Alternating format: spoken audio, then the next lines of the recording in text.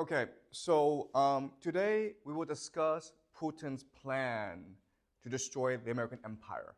So last class we discussed that Putin loves his country, Russia, and he believes that Western consumerism has corrupted his nation. And he recognizes that the source of Western consumerism is the American empire. So in order to completely free his people, he needs to destroy the empire, okay? And historically, empires die when three things happen concurrently, okay, together. Okay? The first is overextension. And this is the main reason why empires die, when they fight too many wars at once. And the reason why they're overextended is hubris. And what hubris is in military strategy is the idea of blindness. So you are blind to the fact of your own limitations. You are blind to the strategy of your opponents. You are blind to the overall geopolitical picture. Okay? You're just blind. And the example is American strategy nowadays, where America is fighting Russia and Ukraine, where it is fighting Hamas in Israel, and there's a threat of Iran on the horizon. But for whatever reason, most American policymakers believe that the real threat is China. We must prepare for China in the Taiwan Strait. Okay? Eventually, China will invade Taiwan, and we must be ready. Right now, this week, America also announced massive tariffs on Chinese electrical vehicles. And so America is engaged in all these wars at once. It's antagonizing Russia, Iran, China at the same time. And so that's just overextension because of hubris. Okay? Second way to kill an empire is debt. So the source of American power is the US dollar. Remember that in 1945, Bretton Woods, there was an agreement that the US dollar would become the reserve currency of the world, okay? And the phrase for that is exorbitant privilege. Exorbitant privilege just means that America has the right to manufacture gold from nothing, and the world has to buy it because that's what underpins global trade, okay? But when you can do that, what happens eventually is that your nation becomes fat, lazy, and corrupt. When money just falls off the sky, you're just used to borrowing money, okay?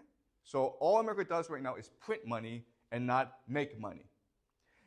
The problem with this is that eventually the world is not going to want to use US dollars anymore, because each time you use it, you're being taxed, right, by the Americans.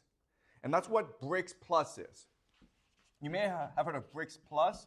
It is an organization established initially by Brazil, Russia, India, China, and South Africa in order to create its own financial system to counter the US financial system. But now there are more countries that have joined BRICS. Most prominently are Saudi Arabia and UAE and Bahrain, these countries, okay? They're important because they are the basis for the petrodollar. Remember that all US dollars can be used to purchase oil, and that's why US dollar is worth a lot of money, okay? So if these countries go to BRICS and opt out of the US financial system, then basically this American mountain of debt, okay, $35 trillion of debt, comes crashing down, okay? That's the second way to kill an empire. And the third way is civil descent, or eternal discord, civil war basically. And so what we're seeing in America right now is growing political polarization, okay, between the left and the right. Why this happens is that people no longer believe the binding myths and stories that build a nation, okay? Nowadays, young people no longer believe that America is the source of good in this world. An example why this is happening is, of course, because Israel right now is committing genocide in Gaza. Right now, Israel is attacking Rafah, and they're killing a lot of children. Most people who are dying in this war are children. And America is not doing anything to stop this. In fact, America is the one who's providing Israel with all the weapons. So young people are turning against the idea of America as the good empire. And there's this amazing statistic that 1/4 of young Americans now believe that Osama bin Laden was a good guy, okay? And, when I grew up, Osama bin Laden was considered Satan because he was the one who was responsible for terrorism around the world and for the 9/11 attacks, okay? But this just shows you that the ideas and the myths that bind the country together are falling apart. And that's what's causing the nation to fall apart, okay? So the more overcommitted America is, the more debt it creates, and the more civil discord it creates, okay? All right, so this is how you kill an empire. When all three things reach a tipping point, when it becomes too much, the empire dies, okay? And the most likely outcome for America is it goes into civil war, okay? It descends into civil war. And that's something that I will discuss next class, all right? So let's discuss how Putin is doing this, okay? So the first thing that Putin did was the Ukraine war, right? So in February 2022, Putin invaded Ukraine. And at that time, America was confident that three things would happen, okay? The first thing that would happen is that Ukraine would destroy the Russian army and perhaps even march to Moscow and overthrow Putin, okay? At that time, that's what the news media was reporting. The Ukrainian media was so much stronger and more confident than the Russian forces. The second thing was that the Russian economy would be destroyed. Why? Because America was imposing sanctions on Russia. So America, because it controls the global financial system, the ability to trade, America just basically sanctioned Russia and said, you are no longer allowed to sell your oil on the global market, okay? And the belief was that this would cause Russia to collapse overnight. A lot of Western multinationals left Russia, and the United States froze $300 billion in Russian assets in U.S. banks. Okay, so they thought that the United States thought that these sanctions would destroy the Russian economy. Okay, that's the second thing that they thought would happen. And the third thing that would happen was that it would make NATO much stronger and more united. And it would make Russia into a pariah state, meaning that no one would want to ever associate with Russia again. Okay? So that was the argument back then. And today, what we have seen is that the complete opposite has happened. Okay? So, first of all, Russia has basically won the war. And it's won the war because of attrition, right? Ukraine has lost maybe 500,000 men in this war. So they have no more manpower. If you don't have manpower, you're not going to be able to fight this war. So this war has basically been lost, and Russia is dominant. Okay? Russia has basically achieved its main strategic objectives, which is basically the Donetsk region in eastern Ukraine. Secondly, not only has the Russian economy not been destroyed, but it's been doing extremely well. Okay? And the reason why is that Ultimately, all economies, China, India, Europe, Africa, Middle East, they all need resources in order for their economies to work. You need oil, you need food. And Russia has a lot of oil and food. And that's why countries have been going to Russia and making side deals. Okay? Also, Russia has been transitioning to a war economy, so its manufacturing base has been increasing. So overall, the economy has been doing a lot better. Okay? US sanctions have not been working. The third of all, NATO has become more divided, less united. Why? Because Germany, which is the most powerful country in Europe right now, it's completely dependent on Russian resources to fuel its economy. That's how the German economy works. It's a manufacturing economy. It takes cheap Russian gas, manufactures it into cars, and sells it to China. Okay? But the United States blew up the Nord Stream pipeline, okay? Blew up the Nord Stream pipeline, which connected which basically delivered gas from Russia to Germany, and it's imposing a trade war on China. So basically, the German economy is about to collapse, and Germans are very angry about this. So the Ukraine war has been a tremendous success for Putin, and it's really shown that America is a paper tiger. And it's also creating a lot of civil dissent in America because the majority of Americans are asking the question, why are we giving Ukraine hundreds of billions of dollars when our people don't even have health insurance? Our people are suffering, and we're giving Ukraine hundreds of billions of dollars, okay? The other thing that this Ukraine war has exposed is that the American empire is overextended. And what I mean by that is that in order to give Ukraine weapons, what America is doing is basically taking weapon systems from in Japan, in South Korea, and other places, and giving it to Ukraine. Okay? So America is not manufacturing more weapons, it's just taking other weapon systems it has elsewhere and moving it to Ukraine. So America is badly overextended. Okay? And of course, by giving all this money to Ukraine, it's causing American debt to go up. And after Ukraine loses this war, this debt will be gone, okay? Because Ukraine cannot pay it back, okay? So, but after the Ukraine war, what happened next was on October 7th of last year, remember that Hamas launched an attack on Israel that killed about 1,000 people. And Israel responded by attacking Gaza. And by doing this, this has helped Putin and has hurt the United States, okay? Mainly by, first of all, diminishing American prestige, right? Because America right now is helping Israel commit genocide. So the entire world is basically turning against America. Even the young people in America are turning against America. You know, these college protests in America, they will only expand in the fall, okay?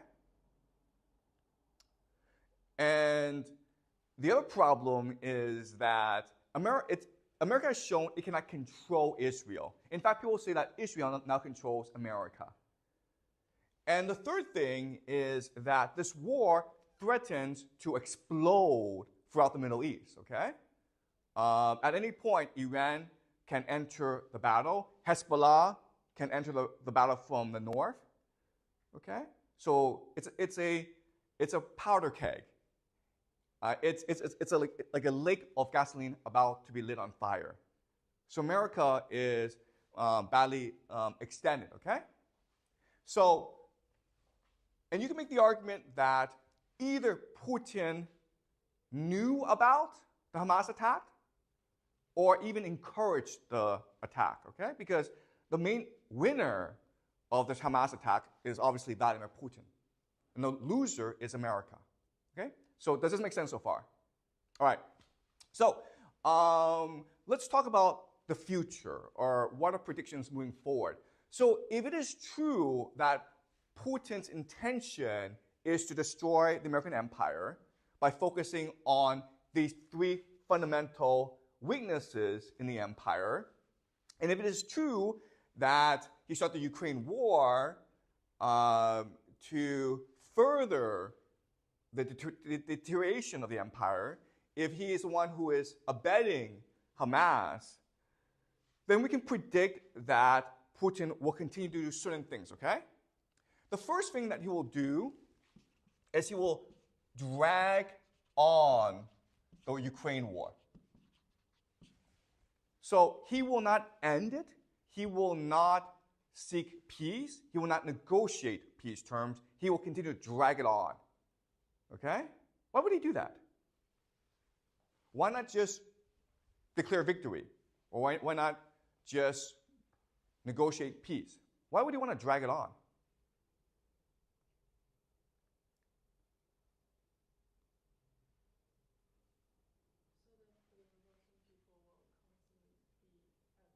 Okay, yeah, the Russian people will constantly be at war, but then the question then is, why would he drag it on and not expand it, right?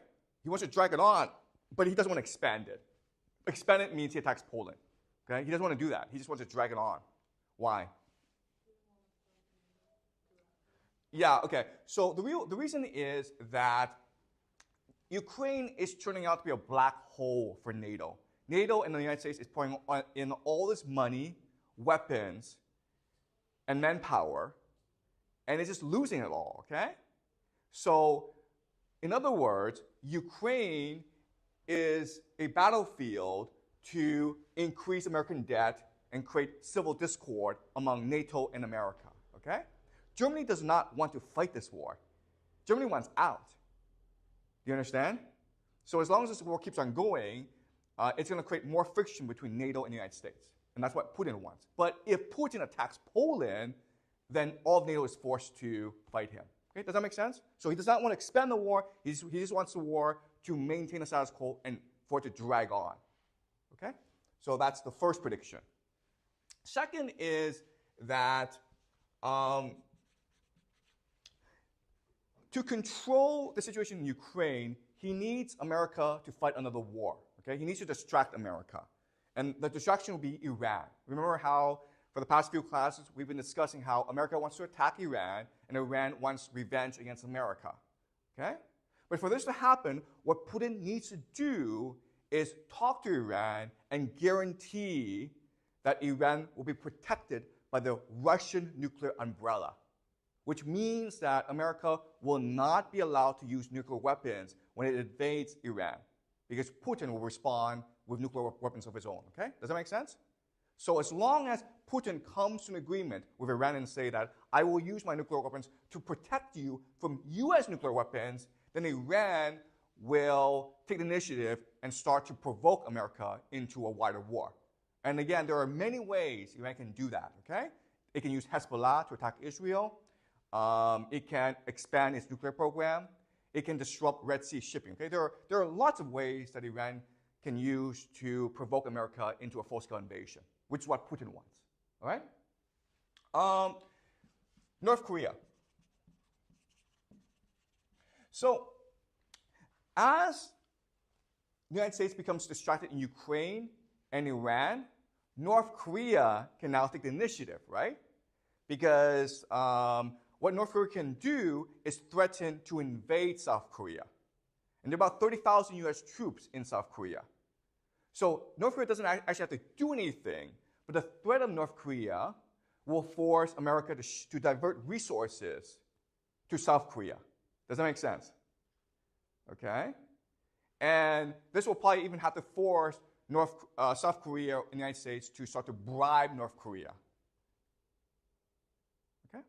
And we can expect that North Korea does this because Putin has given North Korea his assurance that he will protect North Korea in the event of a war. Okay? Does that make sense? All right. BRICS. We will see BRICS continue to expand, okay? We will also see BRICS maybe formally announce a new currency or a new trading system to counteract the American-led system. Now, what people have said is that BRICS is not capable of replacing the US dollar. And that is true, okay? But remember that BRICS doesn't have to actually replace the US dollar. It just has to threaten. Because a lot of finance, a lot of money, it's just confidence, okay? You have the US dollar because you're confident that it's valuable. But once you lose the confidence in the US dollar, you will no longer want to use it, okay? Does that make sense? And the last thing is to maintain close relationships, to maintain a very close relationship with China. So Putin will come to China more often, and he and Xi Jinping will hug each other more, okay? They might even kiss one day, who knows, okay? And again, listen, the reality is, if you look at game theory, there are lots of geopolitical differences between Russia and China, much more so than between China and the United States. But again, Putin doesn't actually need China to do anything. All Putin needs is for China not to work with the United States, okay? Because in this situation, one way that the United States can survive or protect its empire is by working with China, right? To triangulate against Russia. Does that make sense? So as long as China remains neutral, then Russia and Putin can continue to exert pressure on the American empire. Okay? So over the next 3 to 4 years, we should see all these things happen, okay? So first thing is the Ukraine war does not end. Putin will find a way for it to drag on, but actually expanding it, okay? That's the first thing. Second thing is Iran takes the initiative against the United States. Third thing is North Korea starts becoming much more belligerent against South Korea and Japan, forcing America to focus more attention in East Asia. BRICS will continue to expand, and then the Putin relationship with Xi Jinping will continue to blossom. Okay? Does that make sense? All right. Any questions so far before I continue? Why is China useful for America? Excuse me? Why can China be useful for the American empire? Okay. That's a good question. So why would America want China's help? Okay. The first thing is you have an overextension problem, okay? You don't want to be fighting too many wars at once. So you come to a peace with China, you don't have to worry about East Asia anymore. Because the real threat from Americans' perspective is that China invades Taiwan. Okay? That's the first thing. Okay? Second thing is that China is a major buyer of US dollars because of its trade with America and because China buys a lot of oil, right? You want China to keep on buying US dollars so you can sustain the debt. Okay? Does that make sense? And third of all, there are a lot of geopolitical conflicts between Russia and China. If you think about it, Russia is more of a threat to China than the United States is, okay?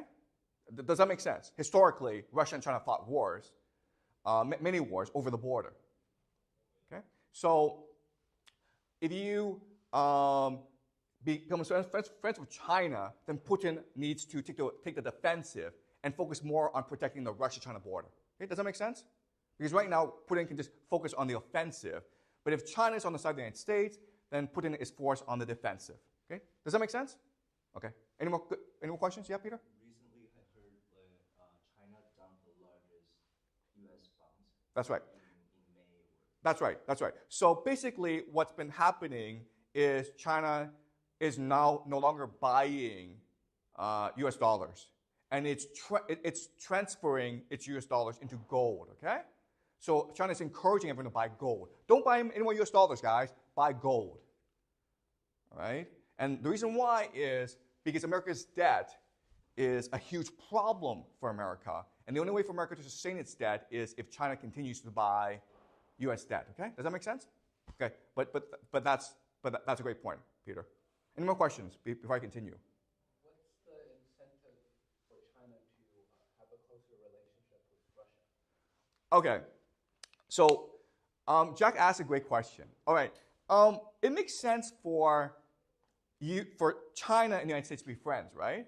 Because China exports a lot of commodities to the United States. The United States is a huge market. the United States also provides China with a lot of technology, right?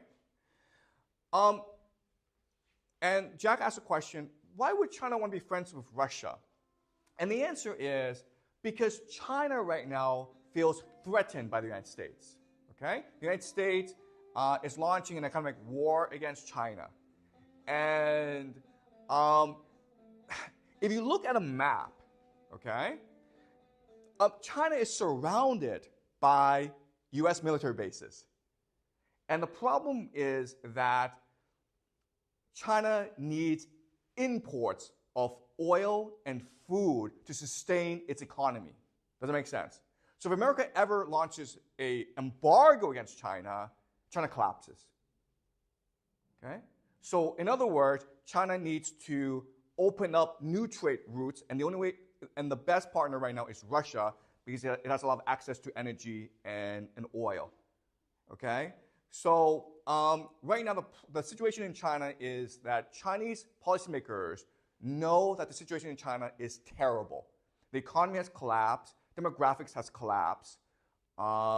China is completely dependent on the world for oil and food. Okay? China is extremely vulnerable right now. And if America says to the world, China is our enemy, then China has no choice but to find a new friend. And unfortunately, the only friend that China has right now is Russia. Okay? Does that make sense? Okay. So, but look, I mean, the geopolitical situation for China, it's really, really bad. Okay? Okay, any more questions before I continue? Why does the United States think that China will attack Taiwan? Okay, so Celine asked a great question. Why does the United States think that China will attack Taiwan? And the answer is that America is always looking to start new wars. Okay? It has something called the military-industrial complex. And America is always fighting wars. So to justify all this defense spending, it needs to find new enemies. And it believes that the greatest threat to the American empire right now is China, even though, by the way, there's no evidence this is the case. Okay? Right now, the relationship between the United States and China is China sends America a lot of cheap goods, and the US gives China a lot of US dollars. Okay? So basically what's happening is that the Communist Party is storing the wealth of the Chinese people in American banks. This is a great deal for both America, Wall Street, and the Chinese Communist Party, okay? So there's no reason for these countries to be in conflict with each other, but unfortunately, the American policymakers always need an enemy to justify the incredible amount of money they spend on defense. Okay, does that make sense? Okay, any more questions before I continue? Who will the U.S. lose if they lose Taiwan in their understanding? Excuse me? Like in their understanding, what will they lose if they cannot take over like Taiwan? I didn't understand the question. So can you repeat that? The United States think that China will attack Taiwan, and what do they think they will lose if China attacks Taiwan? Oh, that's a great question. So what happens if China takes over Taiwan? What does America lose? And the answer is like, not that much, okay? You can make the argument that Taiwan has a semiconductor industry, but guess what? You can move that semiconductor industry elsewhere, okay? For America, it's just one of face. You understand? America doesn't really lose anything if China takes over Taiwan. But for America, it's the empire. It has hubris, and therefore it must save face. Right? Does that make sense? All right. All right. So this is Putin's plan to destroy the American empire. And so the question then is, well, this makes Putin a genius. So how is he able to do this? And the argument I want to make to you today is that for many reasons, Russian leaders have a strategic imagination. They just think differently and more strategically than anyone else, okay? And so the example I want to use is Joseph Stalin.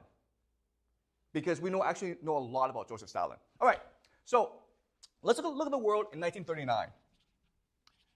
And in 1939, there are about 6 global powers, okay? There's Soviet Union, okay? There's Japan, there's United States, there's UK, Britain, the British Empire, Germany, and France. Okay? So this is the map of the world in 1939. Now, let's talk about each country. The United States is far away and it's neutral. It does not like to get involved in the affairs of Europe, but it's suffering from the Great Depression. Its economy has collapsed. Okay? Japan, the Japanese Empire, is a war machine. But the problem for Japan is that it is completely reliant on imports. Okay? It needs oil for its empire, its war machine. And there are only 2 sources of oil close by. There's the Soviet Union Far East, and then there's Southeast Asia. Okay? Now, Japan is getting most of its oil from the United States. But the United States is angry at Japan. Why is the United States angry at Japan? Do you guys know? Exactly, okay, because Japan invaded China. And the United States doesn't want that, okay? So it's very likely that the United States will eventually cut off all exports to Japan. And so Japan has a choice. You can either invade here or you can invade here. But those are your 2 choices, okay? That's Japan. You can either invade the Soviet Union or Southeast Asia. Okay, the Soviet Union is a communist country, and for the past 20, 30 years, it's been trying extremely hard to industrialize. But it's hard to industrialize because, first of all, no one wants to trade with the Soviet Union, okay? So they can't get any resources. The Soviet Union is still very much an agricultural nation, and the Soviet Union doesn't really have that much technology and expertise. Okay? It doesn't really have that much human capital. So the Soviet Union, it's a huge country. It's the world's largest country. It's an empire. But in terms of manufacturing and technology, it's behind the West. Okay? Now, in Europe, there are 3 nations. You have France, Germany, and the UK. The UK is an empire. Okay? It has colonies all around the world.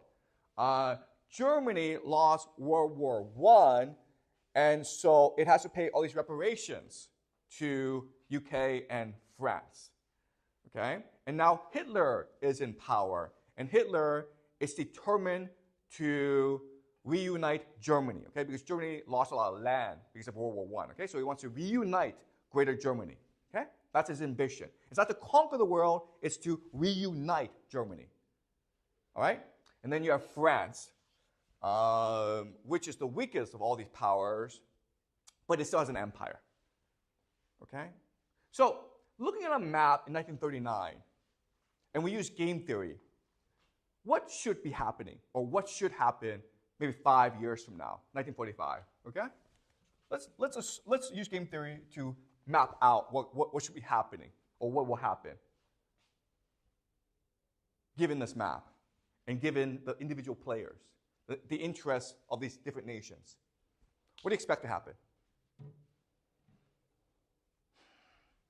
Who does everyone hate? Who does everyone hate? Who does everyone want to go invade?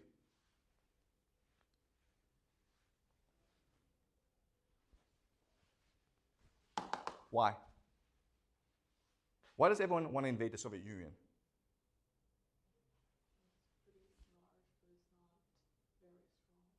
Okay, yes, first of all, it has a lot of resources, and it's not that strong, okay? That's the first reason. But there's actually a better reason why everyone wants to attack the Soviet Union. Why? What's happening internally in the United States right now? The Great Depression. What ideology is a threat to the American government? Communism, okay, do you understand? So there's a global communist movement in the 1930s that's very, very powerful. In fact, in the 1930s, and you guys don't know this, but America was on the brink of revolution, okay? The communists could have any time took over America if America failed to stop the economic bleeding that was happening, all right? So everyone was afraid of communism. Japan would have loved to invade Soviet Union because Japan hates communism, and Soviet Union has a lot of oil, right? So here comes Japan. Germany would love to destroy the Soviet Union because Nazis hated who the most? Who did Nazis hate who the most? Why did they hate Jews? What did Hitler believe about Jews? Okay, they control the world economy, but there's actually a better reason why he hated Jews. What's the problem with Jews? Okay, you guys don't know this, but they were all communists, okay? Hitler thought that all Jews were communists. So Hitler hated, first and foremost, communism, okay? Nazism hated communism the most. So Hitler wanted to invade the Soviet Union. How about France and the UK? How about France and the UK? What did they want to do? Who did they hate? Russia, right? Soviet Union.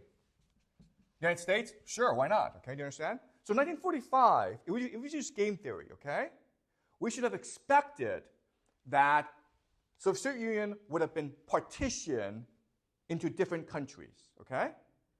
These powers would have invaded the country together and colonized the Soviet Union and destroyed the threat of global communism once and for all, okay? Does that make sense? But that's not what happened, right? That's not what happened. What happened was that in 1939, Hitler invaded Poland, okay? And the moment that Hitler invaded Poland, France and Britain declared war on Germany. And then Germany defeated France and Britain, okay? Britain was forced to return to its island, but Churchill refused to seek peace with Hitler. In fact, Hitler tried to seek peace with Churchill 7 times. And each time, Churchill was like, go to hell. We're going to fight this war till the end. Why was Churchill so angry at Hitler? What happened?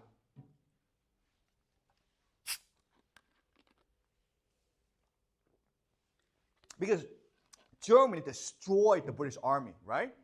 It's a complete loss of face for the British Empire. So Churchill was very, very angry at Hitler, and Churchill refused to ever negotiate with Hitler. In fact, Hitler sent this emissary called Rudolf Hess to Britain, to Scotland, to negotiate a truce, and Churchill just put him in prison. Okay? But what's the irony of all this? Germany invades Poland. What does Germany invade Poland? Do you guys know? Have you guys studied this history? Okay, it's because of something called the Molotov-Ribbentrop Pact. So this was an agreement between the Soviet Union and Germany to partition Poland into 2. Do you understand? So Germany and the Soviet Union invaded Poland together. The Soviet Union attacked from the east, and the Germans attacked from the west. But what happened was Britain and France declared war on Germany, but not the Soviet Union, okay? That's pretty clever, Stalin, don't you think? In fact, you can make the argument that if this thing was not signed, Hitler would not have attacked Poland, okay? And the reason why is, the other thing about this pact is that Soviet Union agreed to give Germany resources for its war machine, oil and food and other inputs, okay? Does that make sense?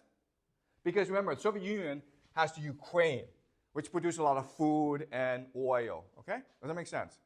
All right? Next thing that happened was that in June 1941, Operation Barbarossa. So Hitler invades the Soviet Union, okay? And if you read history, anyone will tell you that this Operation Barbarossa was a tremendous success for Germany and a strategic failure for the Soviet Union. It was a grave mistake, strategic blunder for Stalin, okay? What did Stalin do wrong? Well, first of all, he refused to defend the border. Okay? There were 4 to 5 million Soviet troops at the border defending the Soviet Union, but they were given direct orders given direct orders not to provoke the Germans. You understand? If the Germans fire at you, don't fire back. And because of this order, the German army, which was about 3 to 4 million, was able to overrun the border and almost reach Moscow. Okay? That was a grave mistake on the part of Stalin. Second is that Stalin ignored intelligence. Okay? There was a lot of intelligence that said that Germany was going to invade the Soviet Union. How could you hide the fact that you have 4 million troops assembled to attack the Soviet Union, okay? So there's a lot of intelligence going to Stalin and telling Stalin, hey, the Germans are coming. And Stalin said, nope, I refuse to believe this intelligence. In fact, you had German soldiers desert the German army, swim across the river to the Soviet side, and tell the Soviets, hey, my comrades, the entire army is about to attack you. And the Soviets shot these German soldiers because they thought these German soldiers were spies. Okay? So Stalin ignored intelligence. The third thing that Stalin did was, before the outbreak of war, he purged the Red Army, the Soviet army, of its leadership, of generals. Okay? So the top generals of the Soviet army, the Red Army, were all dead or in prison because Stalin got rid of them for not being politically loyal enough. Okay?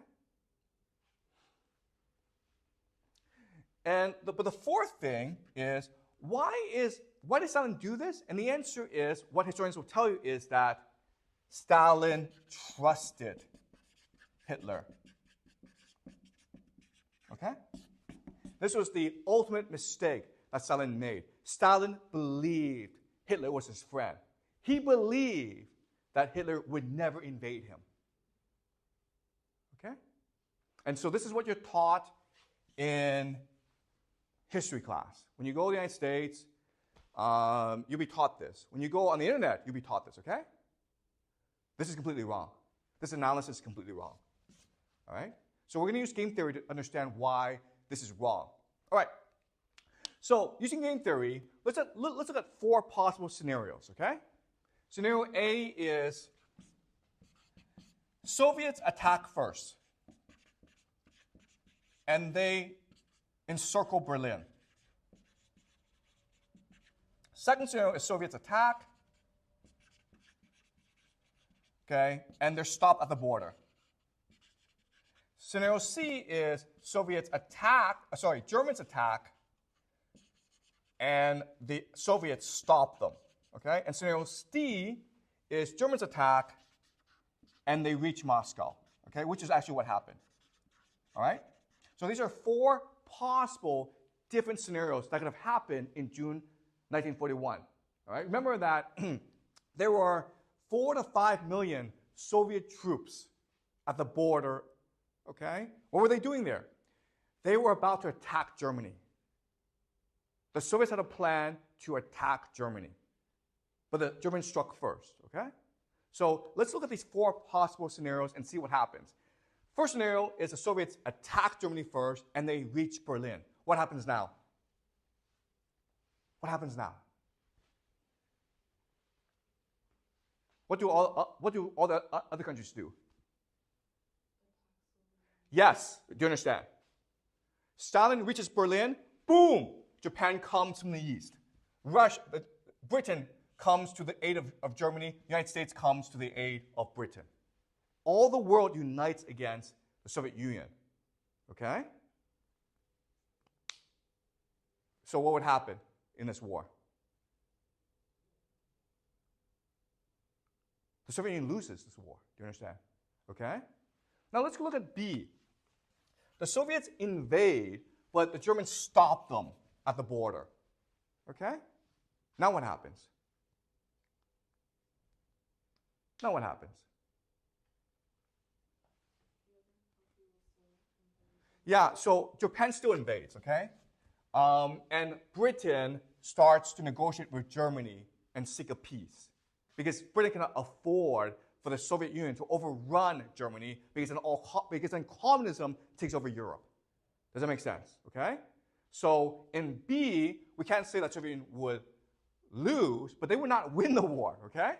You understand? So B is not that good either. Now let's look at C. The Germans attack, and the Soviets hold them at the border. Now what happens?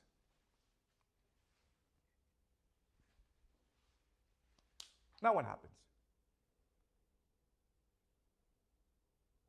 They just destroy each other, right? The United States, Britain, Japan, they're all laughing. They're like, oh, they're just killing each other. Who cares? Not a problem, okay? But now let's look at situation D, where the Germans attack and they are about to destroy the Soviet Union. What happens now? The other countries have to come and help the Soviet Union. Why? Why is it the United States and Britain must come to help the Soviet Union? Why? What would happen if Germany takes over the Soviet Union? That's right, okay? They take over the resources, therefore they take over the world. You understand? Because Germany has technology, it has military power, but it lacks resources. You combine the resources with the German military, they're invincible now. The United States will be forever shut out of the world. Germany will not invade the United States, but the United States could never, ever attack Germany again. Does that make sense? So what happens is, after the Soviets invade, after the Germans invade and the Soviet army is destroyed, America immediately gives the Soviet Union a lot of aid, okay? It's what we call Lend-Lease. From 1941 to 1945, America gave $200 billion to the Soviet Union for free, okay? It gave weapons, resources, technology, and food. Basically, what America did was industrialize the Soviet Union. Does that make sense? That's what America did. The Soviet Union could not industrialize by itself, but America helped the Soviet Union to industrialize. Let's look at Lend-Lease, okay? Weapons. America gave the Soviet Union 1/3 of all ammunition used in the war. 1/3 of all explosives. 1/2 of all aircraft. 14,000 airplanes. 1/2 of all tanks. 13,000 tanks. Okay? Resources. America gave oil and food. 80% of all copper. 55% of aluminum and steel. Okay? Technology. America gave the Soviet Union radio technology, radio communications, railroad, transportation, heavy industry, and lots of food. Okay? In other words, America basically built the Soviet Union in heavy industry for it. Okay? Does that make sense? And also, at the end of the day, what the Soviet Union can do is reverse engineer all this technology and build its own industry. Does that make sense? Okay? So Lend-Lease really turned the Soviet Union into a superpower. And Stalin could get all this for free because America could not afford for the Soviet Union to lose the war. Okay? What's the other benefit of having the Germans attack first and almost destroy Moscow? What's the other benefit? And Stalin really needed this. This is actually more important than Lend-Lease, which is what?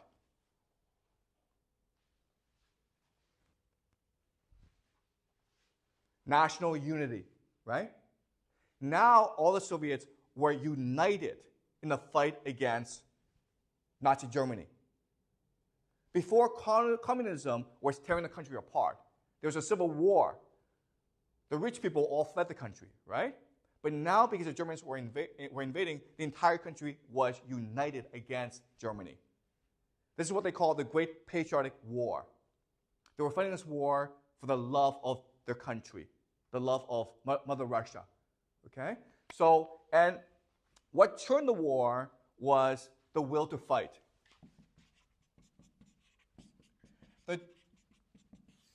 The Russians lost 26 million people in the war. That's a lot of people. But by losing this many people, it made the entire nation refuse to surrender. They had the will to fight, okay? Much more so than the Germans. Does that make sense?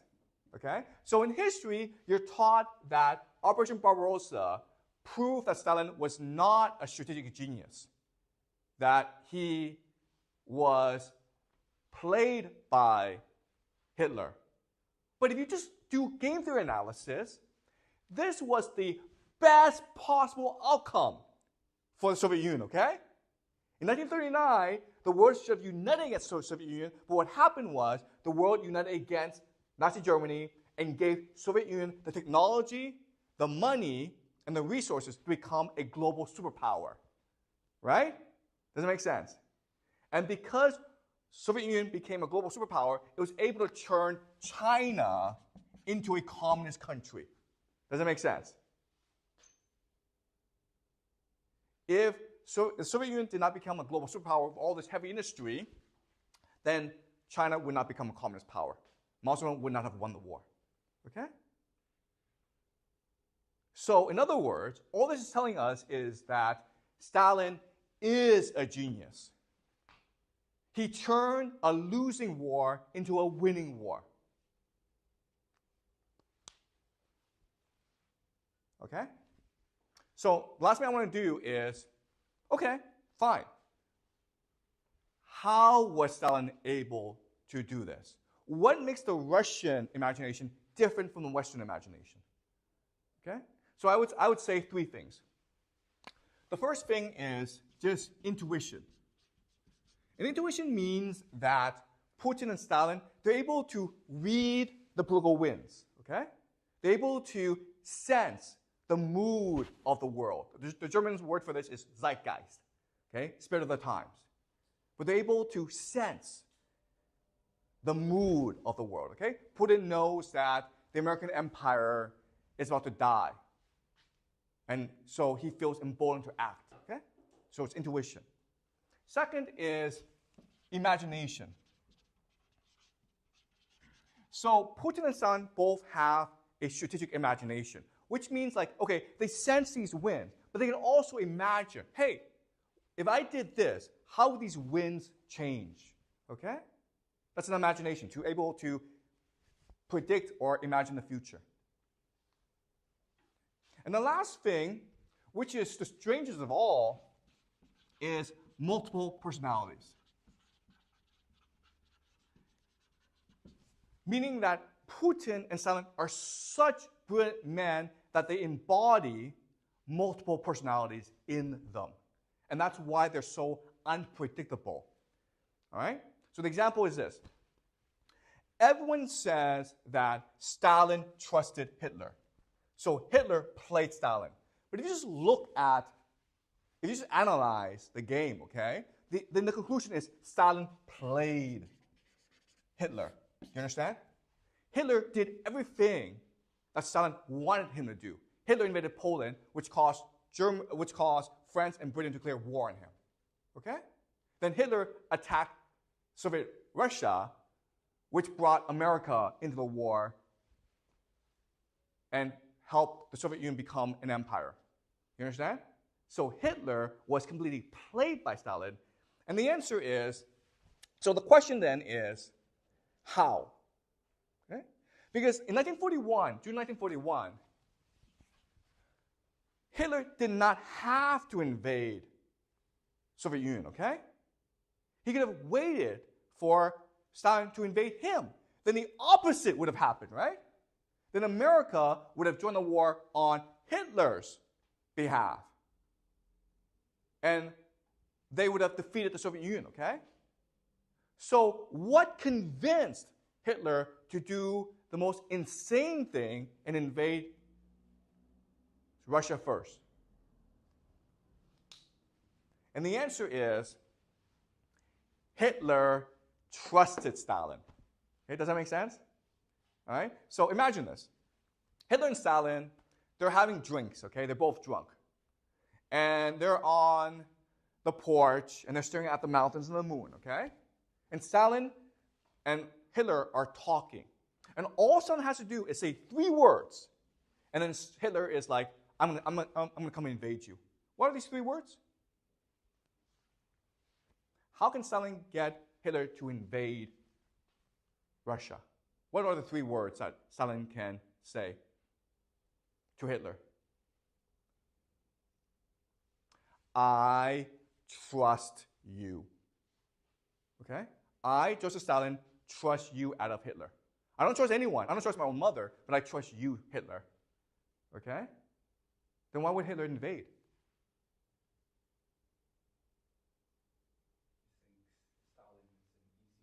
Exactly, okay?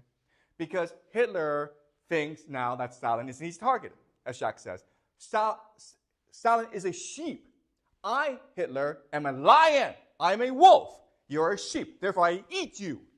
You understand? Okay? But Stalin could only do this if he had multiple personalities. Okay? Stalin had to be a sheep in front of Hitler. He couldn't pretend. He had to be. Does that make sense?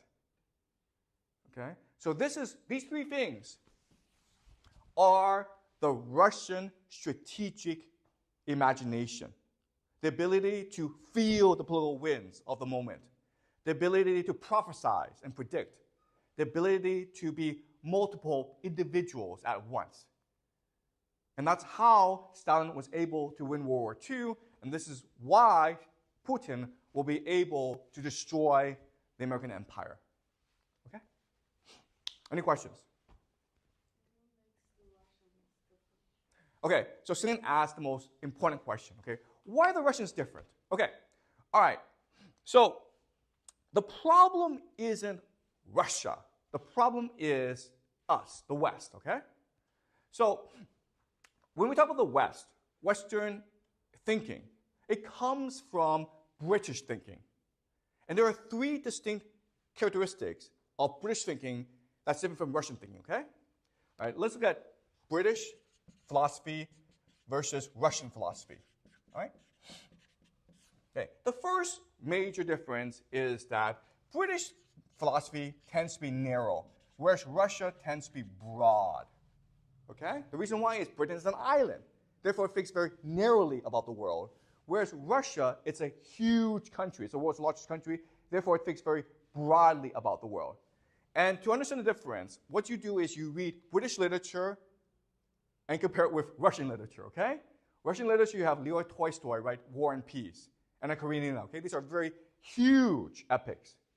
And then British literature, you have Jane Austen, Thomas Hardy. They're great, okay? But they're very narrow in their focus. Okay, so that's a first big difference. Second big difference is British philosophy believes in the idea of empiricism, okay? Empiricism is a philosophy developed by British philosophers like David Hume. And the idea is we can only know what we experience. We can only know what we see. Okay? So another word for empiricism is the idea of skepticism. Be skeptical of abstract philosophy. Okay? Because we can never know it. For example, you can never really understand mathematics because mathematics is beyond your experience. Okay? You can only know what you experience. Okay? And it's true. But it limits your imagination, okay? The Russians believe in mysticism. Okay, so they're very spiritual, religious people. So there are forces we don't understand. There are individuals who are prophets, who are sent to us by God. We can never know who they are. We can never know how they think, but we just have to believe that's the case. Okay? So the Russians are going to be much more mystical in their thinking than the British are, okay? And the last thing is the British believe in logic, okay? It's like mathematics. You can go from 1 to 2 to 3 to 4 to 5, okay? Everything has to be logical. Everything has to be connected together. Whereas the Russians, they believe in intuition. Okay? You can jump. You can imagine things. You don't have to be logical. Whereas the British say you have to be logical. And these three ideas, narrow, empiricism, and logic, they created the Western mind of today. Okay? So this is what dominates in academia. So when you go off to university, they expect you to think in this way: narrow, empirical, and logical. Okay? And if you think about it, this is perfect if you want to build a bureaucracy, right? This is bureaucratic thinking. This is the bureaucratization of the imagination. Okay? You're not allowed to say things without evidence and logic and experience. Okay? And the Russians don't have this. So they can do this. All right? Now, there's obviously more good things about this system than about this system. But the problem with the British system is like no great man could ever arise from Western society. Does that make sense? Because all this creates a process-oriented, systemized, bureaucratic style of thinking. Okay? So, for example, I give this talk, right? I could never give this talk in America or Britain because they would all think I'm crazy. Okay? Does that make sense? They're like, what's your evidence for this? Wait, are you refuting decades of scholarship about World War II? Are you telling me that Stalin was a genius when no one thought he was a genius? How dare you refute these thousands of scholars who have put all this work into World War II scholarship? Okay, do you understand? All right? So, in the British system, no one like Putin can arise. But in the Russian system, someone like Stalin and Putin can arise. The problem, though, is that what happens if you don't have Putin or Stalin? Well, then then this system becomes very weak. Okay? Does that make sense? Okay? So the British system doesn't really need great leaders, but the Russian system, you do need great leaders. And if you are a great leader, then you are allowed to completely follow your intuition and imagination to do great things, like Joseph Stalin in World War II and what Putin is doing today. Okay? Does that make sense? Okay. Any more questions? What is the relationship between the Greeks and the Western today? Oh, that's a great question, okay? So last semester we studied the Greeks. And the Greeks are more like the Russians than they are like the British. Okay? So the Russian system, the Greek system, it's a much more natural human system.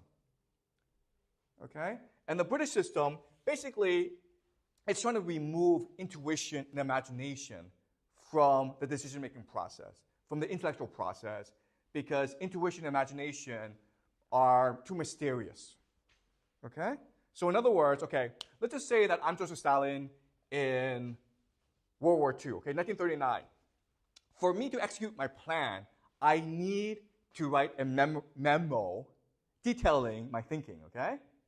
Now, obviously, I can't do that because if I did that, first of all, I couldn't execute my plan. But second, it would confuse everyone. Like, what are you trying to do again? Okay, do you understand? Okay, and so the Greeks believed in imagination and intuition as well. Okay, but not the British. And we live in the British system. Okay, all right. Any more questions? So how much did like the Greek system influence like the current British system? Okay, so Jack asked a good question. Okay, how much did the Greeks influence the British? And the answer is not that much, because remember, like after the Greeks came the Romans. And the Romans were like this, and there was the Romans who influenced the British, who then influenced the Americans. Okay, so we're living basically in a Roman world as opposed to a Greek world. Right? Does that make sense? Okay. Any more questions? So the Greek world is basically gone today, or is it influence Russia?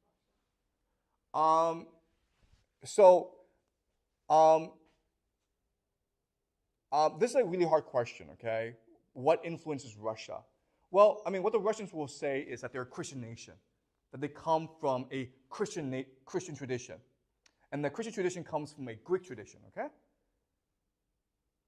Okay, does that make sense? So Christianity, they would say that Christianity is the main influence, okay? And there's some Greek elements to Christianity. What the Russians say is that their Christianity is a more pure or a more ancient form of Christianity, okay? Because remember, like when we study Christianity, Christianity changed over the centuries, right? So basically, this is a pre-Augustine Christianity, okay? Before Augustine. Any more questions? Okay, great. So next class, we do the American Civil War, okay?